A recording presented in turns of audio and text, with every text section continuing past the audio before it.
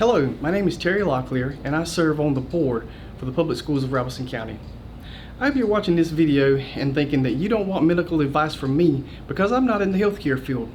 And if you are, that's great, because you should be skeptical about taking advice from anyone talking outside of their expertise.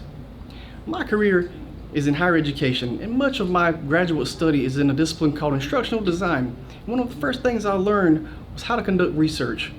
Like many of you, when the vaccine was first released, I had lots of questions. So as a researcher, I conducted an informal study. The study had one question, which was what percentage of individuals getting hospitalized and dying from COVID are vaccinated? And yes, while the long-term implications of the vaccine remain unknown, my short-term results were conclusive. If you're still on the fence about the vaccine, I encourage you to conduct the same study and make an informed decision. And for those of you that remain firm on your decision to not get vaccinated, let's talk about something that may be almost as important. The fact that you are watching this video means that you and I have something in common. We're both researchers, which means that we have some responsibilities. We have access to more information now than at any other time in the history of humanity. And on one hand, that's great, but on the other, it's not so great, because some of that information is inaccurate. Consequently, all researchers should be skilled in an area called information literacy. As a researcher, whenever you find some information online, maybe something about the vaccine, before sharing it, consider the following. What motivated the authors to create and share the content? Are they trying to persuade you in some way, or are they selling a product?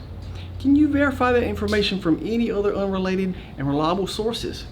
If all of those check out, you are on your way to becoming information literate. And yes, as a researcher, it can be difficult to discover facts that may not align in a way that you'd hoped. In that spirit, be mindful of a phenomenon called confirmation bias, which is the act of intentionally seeking information to reinforce what you already believe. That's akin to what's referred to as an echo chamber, or the act of surrounding yourself with only those opinions that you already agree with. And finally, you probably found this video on social media, which makes you a digital citizen. And your digital citizenship automatically makes you responsible for the information that you share online. You have a voice. Please use it wisely, because with just a few clicks, you can instantly reach billions of people.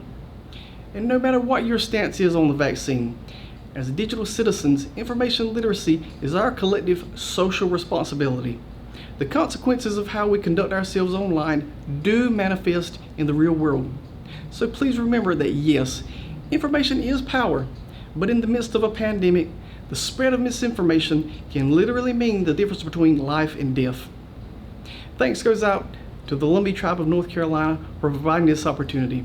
I'm Terry Locklear, member of the school board of Robeson County, encouraging you to let's get through this pandemic together by becoming information literate and by being good citizens both in the digital and face-to-face worlds. Thank you. This shot is your shield.